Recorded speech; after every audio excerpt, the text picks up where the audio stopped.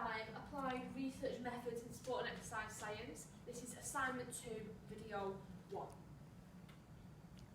So when conducting a research project in sport and exercise science, a sport and exercise scientist has 3 approaches that they could use. This is qualitative research, quantitative research, or mixed methods research. All 3 methods are very important when conducting research, and they all have various disadvantages and advantages, which I will discuss further within this assignment.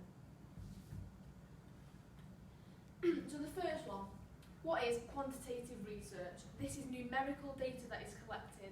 This is a formal, objective and systematic process to gathering data which must be followed if the researcher is using this approach. It's got to be followed step by step. This data is used to find relationships within sport and exercise science. This type of data can also be used to find certain types of issue within sport. This type of research relies heavily on the accuracy and precision of the research and the data collection. Quantitative research is also known as measurement and statistical analysis. For example, if a sport and exercise scientist wanted to know if completing a warm-up would improve performance in long-distance running, they would use this type of numerical quantitative research. This is because the data they will collect is numerical. They might say to the athletes to complete a 20-minute run without completing a warm-up and then do one with, and to see the numerical distance throughout their workout. The distance that they run in both sessions would be numerical, and the sports scientist would analyse these results after both sessions and all athletes had completed them both. So the advantages of this type of research, there are various advantages of this type of research.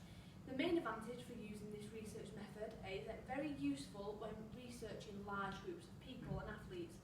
If the investigation design is correct, this allows a researcher to analyse the cause of the problem. So for example, if we go back to the same example I used, it could be the problem that long distance runner has is they're not completing a warm-up. So that numerical data shows that, say if they ran, for example, 2 kilometres in without a warm-up and 3 kilometres with, the problem is the warm-up, that they haven't previously been completing a warm-up. This has a significant impact on the athlete and their results. This could relate, this data could relate to warm-ups or diets or supplements that they might use. This would again contribute to the athlete's performance. On the other hand, if a sports scientist concluded the opposite, this would also improve the performance because they would want to remove that topic of research from the athlete's programme. So for example, using the warm-up example, if it was concluded that warm-ups didn't help that specific athlete, they would remove it. Obviously that's not very accurate, but they would remove it from their programme, so it can go either way. They can add it into their programme, so it might be an energy gel or an energy drink or caffeine tablets or another supplement or dietary supplement. It's very easy to conclude the data when the use of supplements, when the sports scientists are using supplements. For example, when testing the impact of sports drinks on long distance running, it's very easy to see if they've had an impact on performance. However, if the number hasn't significantly gone up, there would be no impact to that performance.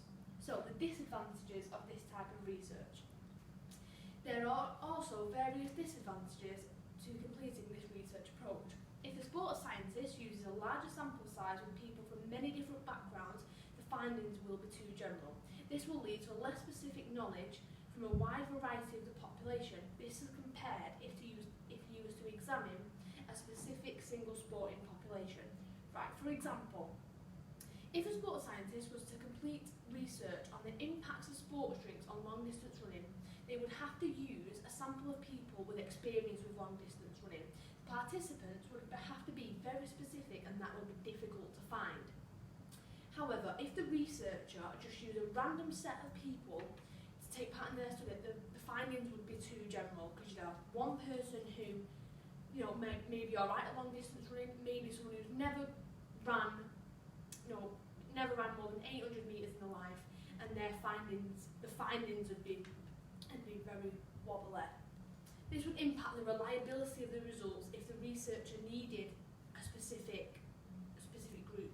If it was in their hypothesis to get specific people, they didn't, that would impact the reliability of their results. So the next research approach is qualitative research. Qualitative research is any non-numerical data that is collected. This type of research is more subjective. It includes the feelings, opinions, or possible emotions an athlete feels towards the research that is being conducted. This type of research aims to explain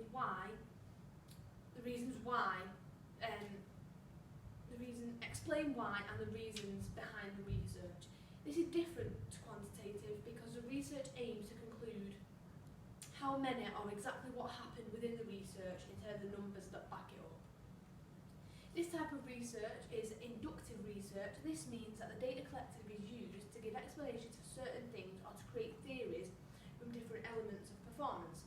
Examples of qualitative research are focus groups or questionnaires. This type of research can be used in most research projects. Questionnaires can be used to find out opinions of the athlete, so the opinions on the athlete that has on the numerical data collected. For example, if a sports psychologist wanted to find out if mindfulness sessions help before a game help contribute to a better performance within a game, they would use qualitative research to see how the athletes personally felt about completing the mindfulness sessions and it might say to one, did you feel like that improved your performance? Was you comfortable doing this? And that leads to various different opinions. So, there are various advantages of this type of research within sport and exercise science. The main advantages of this type of research is that every individual athlete will have a different opinion on the topic that is being researched. This will create lots of different opinions that the sports scientists can delve into deeper. Within their discussion of the project, they will have lots of different points to discuss and talk about. It can be flexible and dynamic. The researcher can respond to the individual needs of the athlete. This will allow them to explore the different topic with a different manner. Qualitative research can help sport and exercise scientists understand how or why an event happened or occurred. This is very important, such as for issues within sport, such as injury prevention or doping within sport.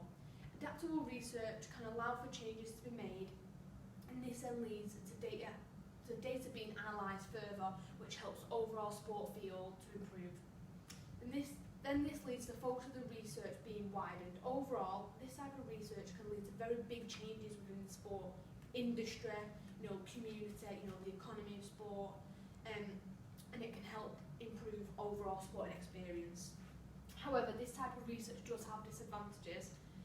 The main disadvantage of this research approach is that it's more time consuming than quantitative research. It involves a lot of re-reading, re-listening to the interviews that the sports scientists have conducted during the study. Collecting numerical data takes a short amount of time, whereas collecting qualitative data takes a long time because the sports scientist needs to create and carry out the methods that they are using during their project. However, taking this time ensures that the relevant data is collected. This data uses a small sample size, which is more difficult to generalise. This means the conclusion has more areas to focus on.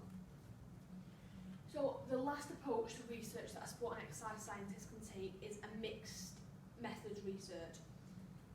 This type of research is a combination of the two I've just discussed, quantitative and qualitative research methods within the same study. For example, a sports scientist could be conducting research on a new type of injury prevention for football. This could be about trying to jump over a tackle. This could be about an athlete trying to jump over a tackle to reduce the injury of the lower limbs.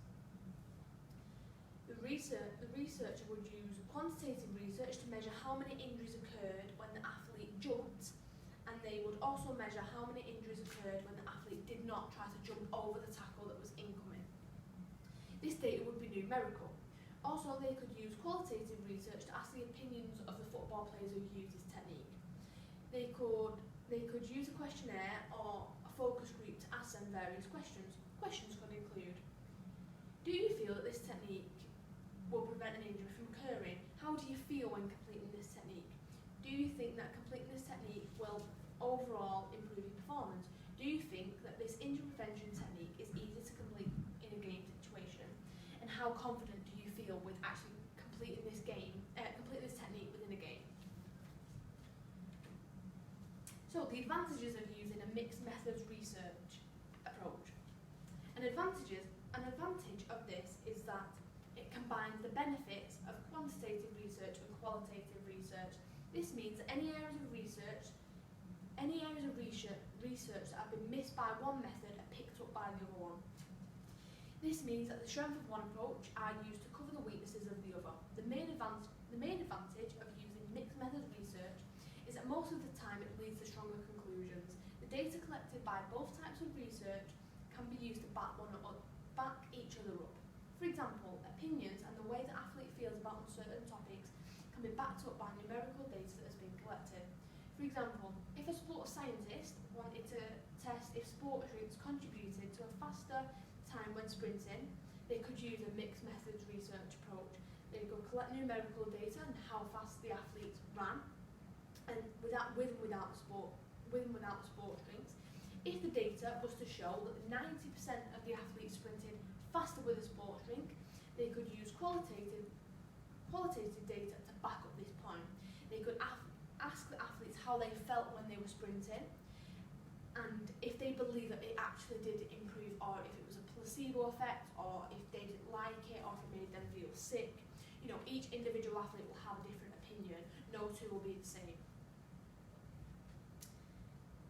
If the athlete's answers correspond with the numerical data and conclude that the sports drink do positively improve the performance of a sprinter, this means that greater conclusions could be made